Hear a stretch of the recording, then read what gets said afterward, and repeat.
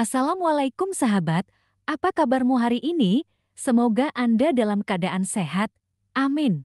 Inilah peristiwa yang terjadi sebelum proklamasi kemerdekaan Republik Indonesia. Ya, peristiwa Rengas Dengklok.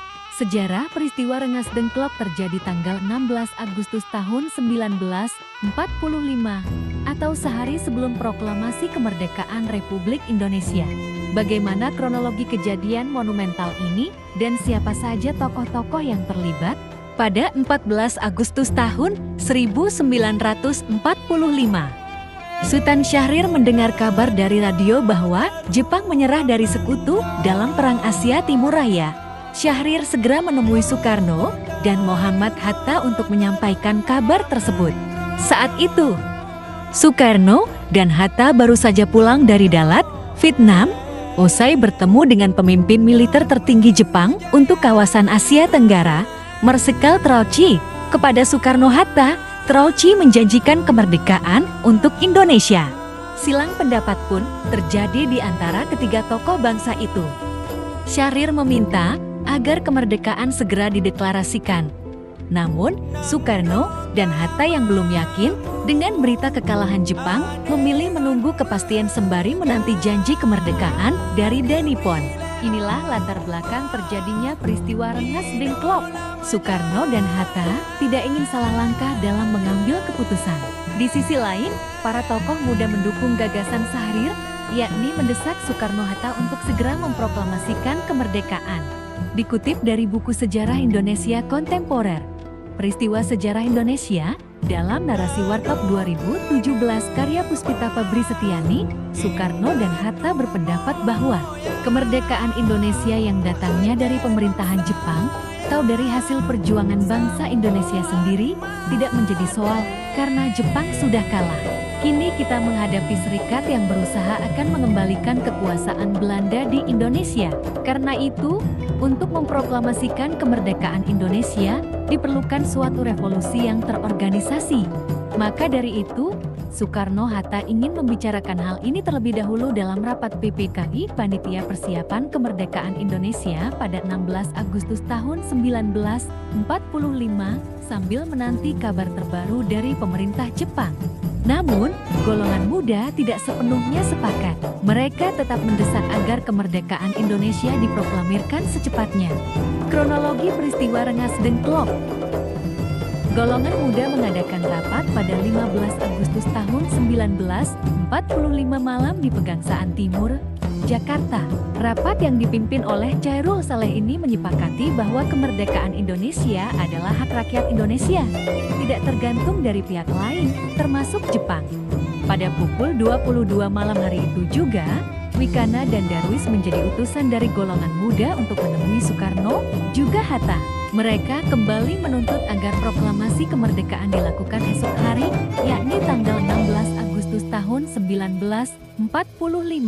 Jika tidak, bakal terjadi pergolakan.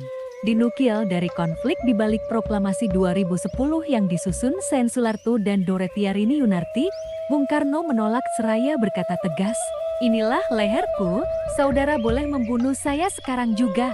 Saya tidak bisa melepas tanggung jawab saya sebagai ketua PPKI, karena itu, saya akan tanyakan kepada wakil-wakil PPKI besok." Gagal membujuk Soekarno, golongan muda kembali mengadakan rapat. Dikutip dalam proklamasi 17 Agustus tahun 1945. Revolusi Politik Bangsa Indonesia 2017 karya Haryono Riyandi, rapat digelar pada jam 0:30 di Jalan Cikini 71, Jakarta. Rapat dihadiri oleh para tokoh muda termasuk Chairul Saleh, Johar Nur, Kusnandar, Subadio, Subianto, Margono, Wikrana, Armansyah, Soekarni, Yusuf Kuntuh, Singki, Dakta, Muwardi dari Barisan Pelopor, dan lainnya. Diputuskan bahwa Soekarno dan Hatta akan diamankan keluar kota demi menjauhkan mereka dari pengaruh Jepang. Selanjutnya, terjadilah peristiwa Rengas Dengklok. Para pejuang dari golongan muda membawa Soekarno dan Hatta ke Rengas Dengklok, dekat Karawang. Pengamanan pun berjalan lancar, karena dibantu oleh Latif Hendraningrat yang merupakan prajurit peta pembela tanah air berpangkat Sudanko atau Komandan Kompi. Tepat pada jam 4:30 dini hari, tanggal 16 Agustus tahun 1945, Soekarno bersama Fatmawati dan putra sulungnya, Guntur, serta Hatta dibawa ke Rengas Dengklok. Kemudian ditempatkan di rumah seorang warga keturunan Tionghoa bernama Jeo Kisong. Aksi penculikan ini semula dimaksudkan untuk menekan Soekarno dan Hatta agar bersedia segera memproklamirkan kemerdekaan. Tetapi karena wibawa dua tokoh bangsa itu, para pemuda pun merasa segan. Di Jakarta, Ahmad Soebarjo yang termasuk tokoh dari golongan tua mengetahui peristiwa tersebut. Ia lantas menemui Wikana, salah satu tokoh pemuda. Pembicaraan pun dilakukan dan disepakati bahwa kemerdekaan harus segera dideklarasikan di Jakarta. Selanjutnya, Ahmad Soebarjo bersama dengan Sudiro dan Jusuf Kunto menuju Rengas Dengklok untuk menjemput Soekarno-Hatta dan membawa keduanya kembali ke Jakarta. Pada hari itu juga, dilakukan pembicaraan terkait rencana pelaksanaan deklarasi kemerdekaan. Malam harinya, di kediaman Laksamana Muda Meda, seorang perwira Jepang yang mendukung kemerdekaan Indonesia, dirumuskanlah naskah teks proklamasi.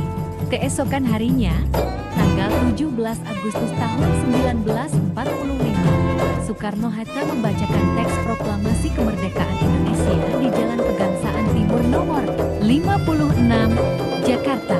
Indonesia pun merdeka dan bukan merupakan hadiah dari Jepang. Proklamasi.